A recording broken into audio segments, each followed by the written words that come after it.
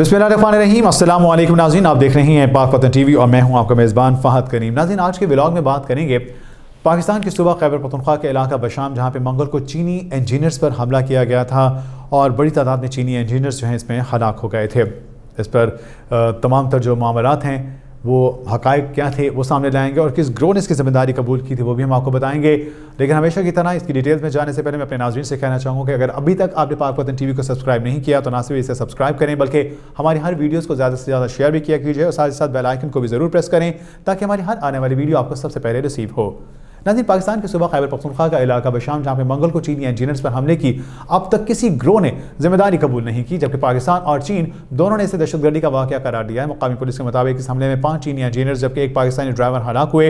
पाकिस्तानी हुकाम ने इस वाक़े की शदीद मज़म्मत की और इसे वज़ीर-ए-आज़म शहबाज शरीफ ने भी चीनी सफारतखानों से मिलकर दुख का इजहार किया। चीन की जानिब से इस हमले की तहकीकात का मुतालबा किया गया क्योंकि उनका ये कहना है कि पहली बार नहीं कि पाकिस्तान में चीनी इंजीनियर्स या CPAC मनसूबे में जुड़े अफराद को अस्करियत पसंद तंजीमों ने निशाना बनाया हो। इससे पहले भी इस तरह के वाक़यात हुए। अब सवाल आपके जहन में ये होगा कि पाकिस्तान में चीनी हुकाम या काम करने वालों को कौन निशाना बना रहा है और क्यों इन्हें निशाना बनाया जाता है। तो इसे बड़ा वाज़ेह है कि दुश्मन कुव्वतें जो नहीं चाहती हैं कि CPAC या इस तरह के दीगर प्रोजेक्ट्स जिसमें पाकिस्तान और चीन मिलकर काम कर रही हैं उसमें इनके ताल्लुकात मजबूत हों, लिहाजा वो पाकिस्तान की जड़ों को कमज़ोर करने के लिए, पाकिस्तान में ऐसे प्रोजेक्ट्स को ख़त्म करने के लिए इस तरह की कार्रवाइयाँ करते हैं। और उनके साथ मिले हैं वो तमाम लोग जो इन ग्रुप्स के साथ इस तरह की कार्रवाइयाँ करते हैं और फिर हमारी जड़ों को खोखला करने की कोशिश करते हैं। इसमें कौन मुलव्विस है, that's very much obvious to everyone. मैं बताऊं आपको कि इस तमाम तर मामलात में चीन और पाकिस्तान की अगर हम बात करें तो तकरीबन $62 अरब की सरमायाकारी की जा रही है।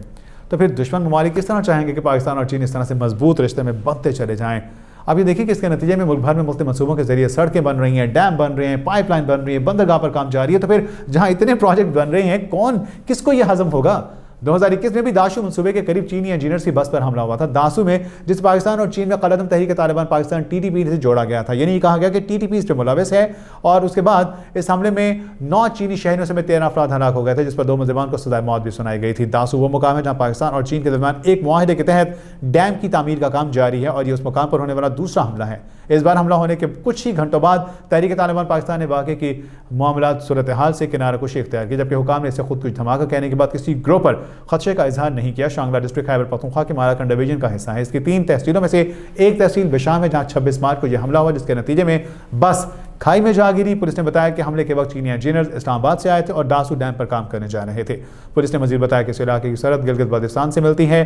ताहाल 2 ग्रोह पाकिस्तान में चीनी हुकाम का निशाना बना रहे हैं। बलोच शिद्दत पसंद और इसके साथ साथ शिद्दत पसंद तंजीम नाम नहाद दौलत इस्लामिया। अप्रैल 2022 में खातून को खुदकुश बमबार ने खुद को कराची यूनिवर्सिटी के चीनी सेंटर के सामने उड़ा दिया था, जिसके नतीजे में 3 चीनी असातिज़ा हलाक हो गए थे।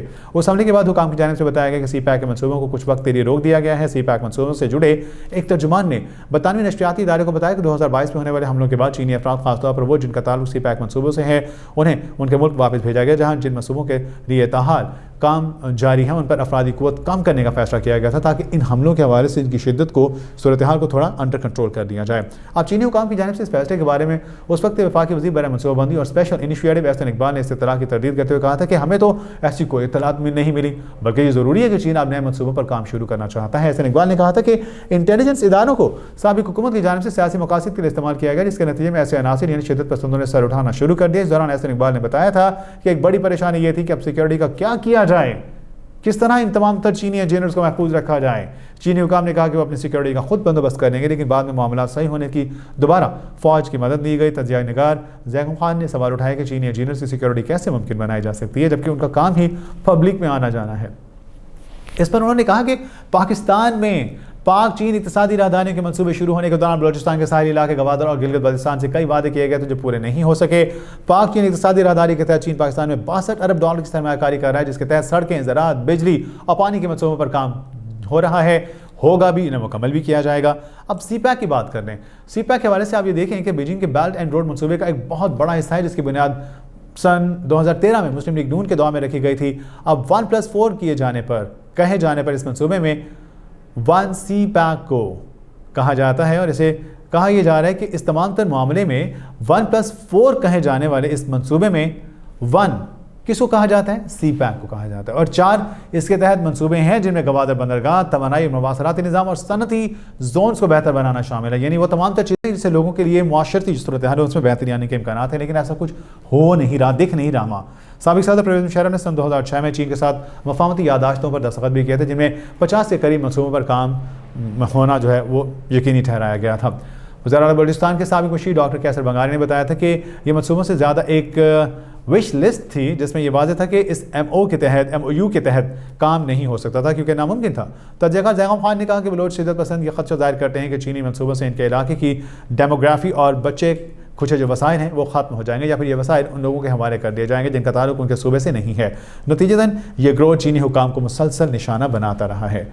یہ ہے وہ کہانی کہ ان چینی انجینئرز کو کون نشانہ بناتا ہے اور کیا مقصد ہے کہ انہیں اس طرح ان کارروائیوں میں شامل رکھا جاتا ہے۔ یعنی آئے روز چینی انجینئرز کو مارنے کا کوئی نہ کوئی واقعہ سامنے ضرور آتا ہے۔ دوسری جانب زیغم خان نے یہ بھی کہا کہ گلگت بلتستان کوہستان سے ملنے والی سرحد میں چین کے خلاف بغض پایا جاتا ہے، جس کا براہ راست تعلق چین کے سنکیانگ صوبے میں جاری چینی مسلمانوں کے ساتھ زیادتی اور تعصب سے ہے۔ انہوں نے کہا کہ داعش بطور گروہ افراتفری میں اپنی جگہ بناتا ہے اور چین پر حملہ کر کے بھی وہ یہی حاصل کرنا چاہتا ہے، جبکہ چین کے صوبے میں مسلمانوں کے خلاف ہونے والے واقعات سے اس نے گلگت بلتستان کے کوہستان سے لگنے والی سرحد سے کافی ہمدردی اکٹھی کی ہے۔ چینی حکام نے اپنے ایک بیان میں پاکستانی حکام پر زور دیا کہ وہ پاکستان میں دہشت گردوں کے خلاف کارروائی کرے، جبکہ پاکستان کے دفتر خارجہ اور فوج نے اپنے بیان میں ایسے تمام تر گروہوں کو مطالبہ کیا ہے جو چین کے ساتھ تعلقات کو خراب کرنا چاہتے ہیں۔ زیغم خان نے کہا کہ اس وقت حکومت کو اس لیے ایسا کرنا پڑے گا کیونکہ یہ شرمندگی کی بات ہے کہ پاکستان میں چینی باشندوں پر متواتر حملے ہوتے رہے ہیں۔ اگر ایسا چلتا نہ تو یہ جو ایک دو ممالک بشمول چین جو پاکستان میں سرمایہ لگا رہے ہیں یہ بھی پیچھے ہٹ جائیں گے۔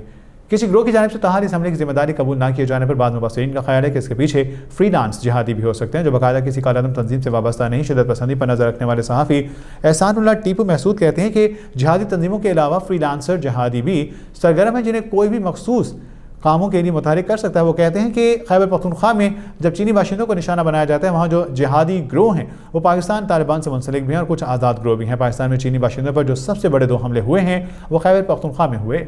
1 اگست 2021 میں ہوا تھا جس میں داسو ہائیڈرو پروجیکٹ پر کام کرنے والے 9 چینی انجینئر اور مزدوروں کو نشانہ بنایا گیا، اور دوسرا یہ ہے کہ وہ گزشتہ روز بشام میں ہوا۔